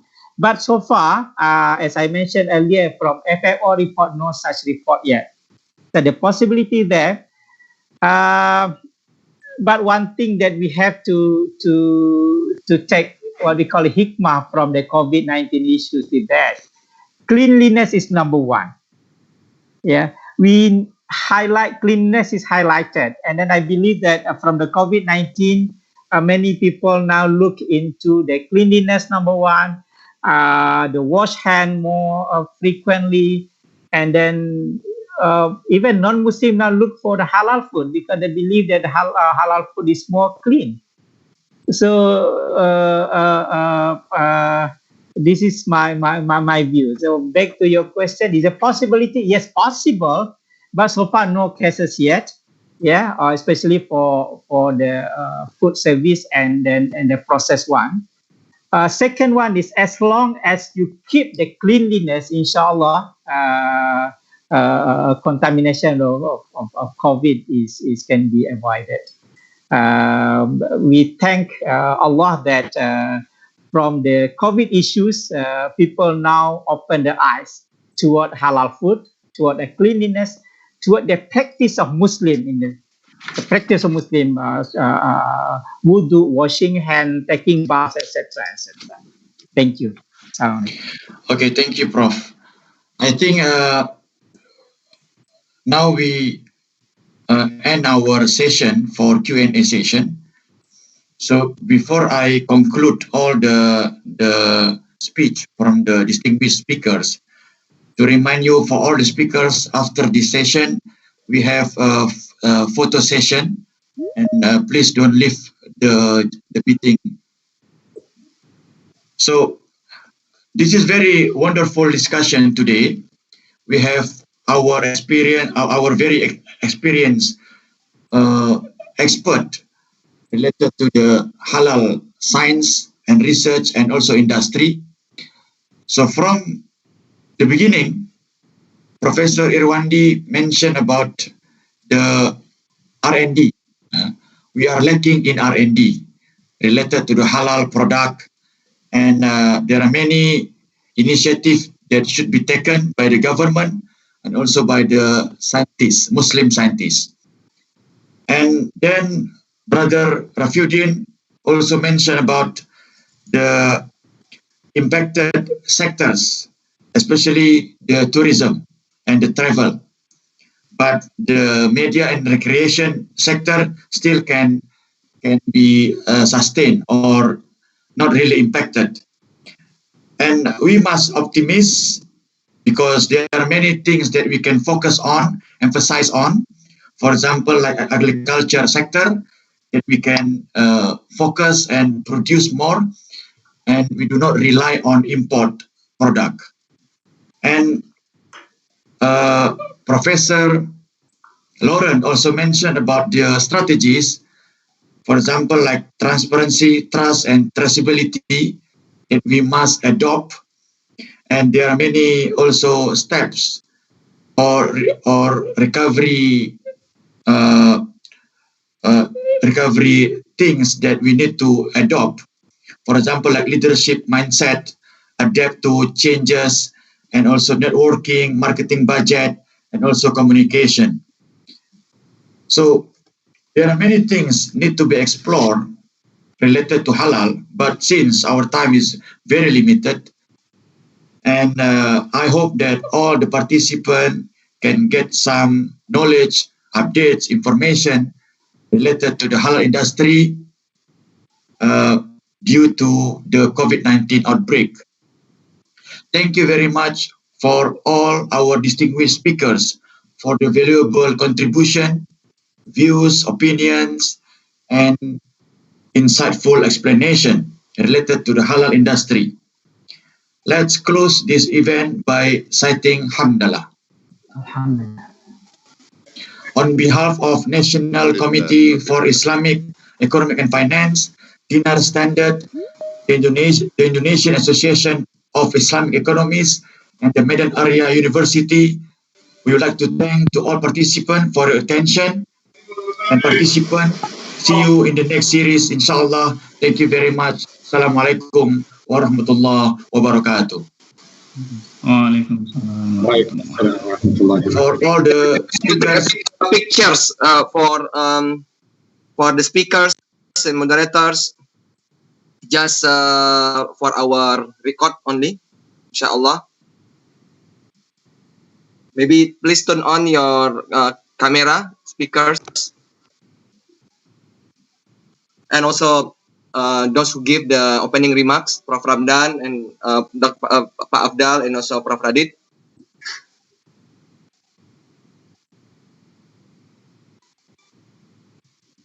Okay, Atiko, if all of them are already shown, please take the pictures, Atiko. Yes, sir, but only for peoples in the pictures. Is it okay? How many? 4. 4? Yes. Who are they now? Mr. Irwandi, Pak Rafiki, Mr. Rafiuddin, and Mrs. Nahla. Yeah. Okay. And then later after that maybe Pak Afdal and then Prof Radit if he's still here, and Prof Ramdan. I'm still here. Yeah. Okay, done, sir. Okay. Yep. Wait. Now Prof Irwandi.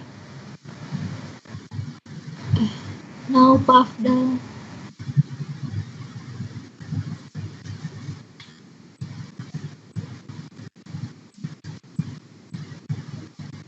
Did you get Pak Afdal also?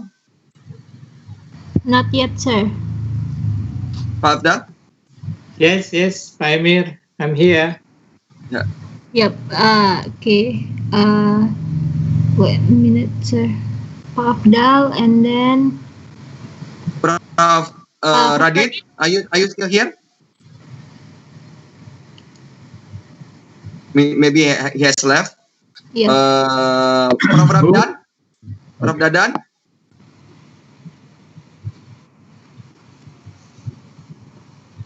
Okay, I'm still here. Okay. Actually, I need you to speak first so that I can pin so that the you'll be Yeah. appear in. Prof Radit, can you speak if you don't mind, Prof Radit? So your picture will appear.